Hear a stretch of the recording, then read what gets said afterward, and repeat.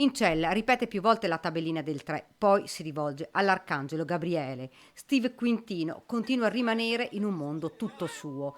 L'unica sua richiesta: voglio mia mamma. Questo pomeriggio si è svolto in carcere a Treviso l'interrogatorio di garanzia, che è durato circa un'ora. Sono state chieste delle misure alternative alla custodia cautelare. Il PM ha chiesto la custodia cautelare e il giudice si è riservato. Davanti al giudice per le indagini preliminari Piera De Stefani e al pubblico ministero Barbara Sabattini ripete «mi dispiace», poi quella frase che aveva detto più volte durante l'arresto. Posso chiedere scusa e salvare il mondo? Non è riuscito a ricostruire quanto ha fatto quel sabato mattina quando ha rubato 3 macchine ed ha travolto ed ucciso il ciclista 67enne Mario Piva.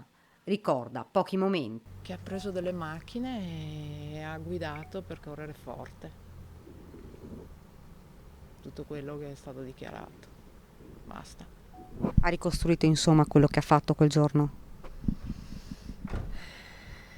No, non è in grado in questo momento, insomma. Si è pentito? Ha detto anche che gli dispiace, ma sono dichiarazioni, sì, a spot così. Poi aggiunge: Però ripeto, stiamo parlando di una persona che è in una situazione di difficoltà, quindi non ha un parlare coerente rispetto a quella che è la situazione che si trova a vivere. Ecco. difficile capire cosa sia accaduto nella mente del 19enne in quel preciso momento. Ci sono le basi per fare un certo tipo di accertamenti, sia psichiatrici che tossicologici, perché non c'è un'apparente spiegazione a una condotta del genere, insomma, anche perché è stata repentina e si è svolto tutto in 3/4 d'ora, quindi